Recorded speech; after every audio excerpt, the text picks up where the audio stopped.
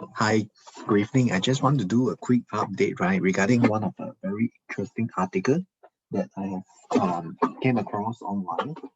So just wanted to do a quick casual sharing regarding my thoughts about this particular article, which has some truth in it, especially with so many of the people that I have encountered over the career of my 10 years working in the real estate industry.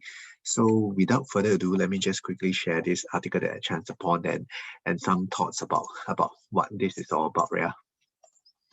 Okay, so this is actually an article, right, that's being published in 99.co, I think just 1 year ago. So it's interestingly, right, it's saying, right, that property has become a Singaporean number one dream, which as a matter of fact, right, is very, very true.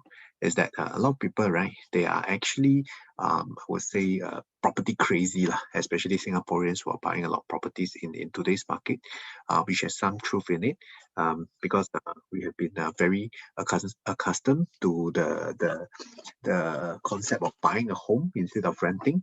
So interestingly, if you have global experiences, if you do travel around for work and all these things, right, you'll be realize that a lot of our Western countries, right, they are actually more um, okay with the idea of renting, but not in Singapore. So a lot of them, first home, they'll probably want to buy something like their HDB, or even if it's they can afford a condo, right, they will want to buy instead of rent. So this is something that is very interesting in Singapore, whereby we have a very high ownership, home ownership, right? So you can see all these things, right?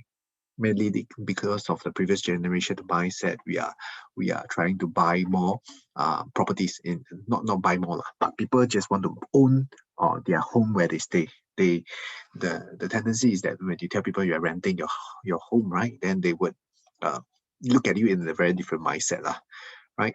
So this article, later on I'll send it over to you. They're saying about how the property boom in terms of the prices, 1970 all the way until now, right? Give you some thoughts about this afterwards as well.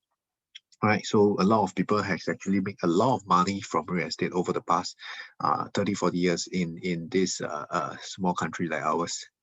And interestingly, because of our educated system, right, a lot of people have been very, very savvy with paper products such as like stocks and shares, options, unit trusts, and all these things. I'm not saying that all these things are not good, but as a matter of fact, for people who do not have the time and knowledge, good to go about doing all these investment products, right? They may find this is something very difficult for them. So this sentence is very true. It rings in the bell. So for property, it's very straightforward. You buy a house, something you can see, you can touch, you can visit, you rent it out, and then you get money. That's all about it. There's nothing complicated about it. Which of course in this article they also mentioned about the mini bond saga which happened in 2008 and all these things. Also mentioned about high floods and all these things. So this is something very true lah, right?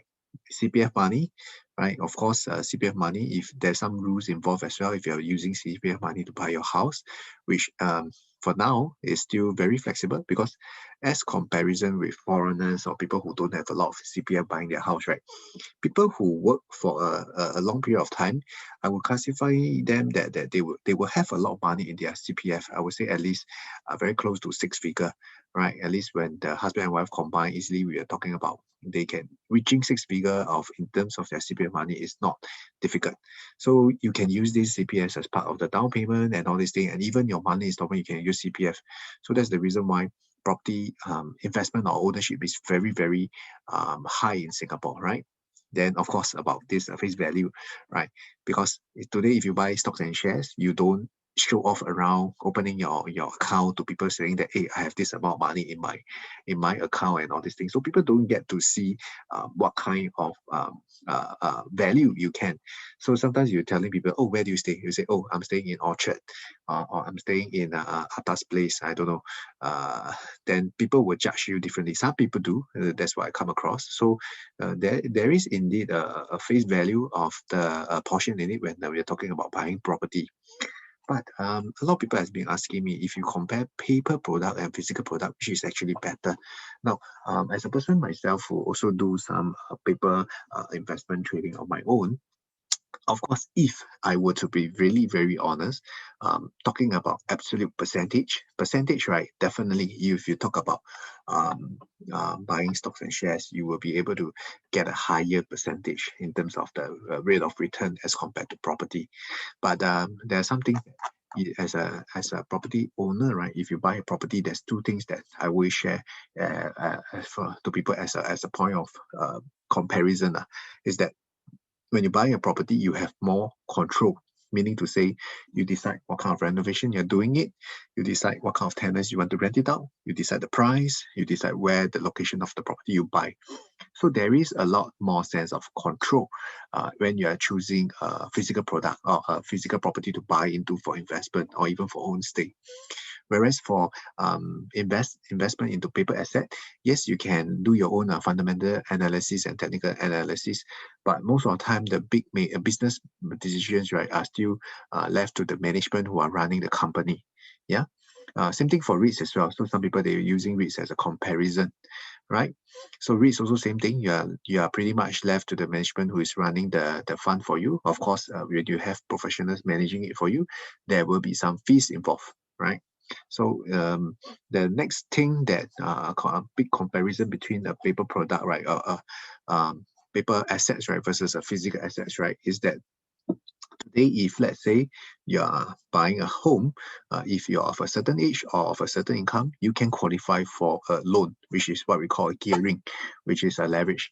That means for $100 worth of 100,000 worth of investment, you can get 75% loan, 75,000 loan, right? So for property, if you're buying a 1 million property, right, the down payment and all that is about 25% to 28%, plus the stamp duty and all that lah. But for you're talking about just straightforward buying stocks and shares, you can't borrow money from it. Of course, I don't want to go into the difficult.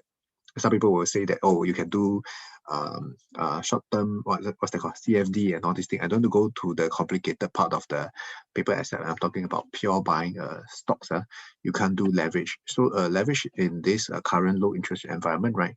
You can see that why people are going straight into properties is also because the current low interest rate environment is giving it a lot of incentive for people to buy into property at this present moment of time, which if you know how to do the gearing properly, you know how to use the loans properly, in fact, the return will be also very attractive as well.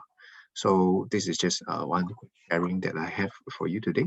Yeah, we keep in touch. Yeah, thank you. Take care. Bye.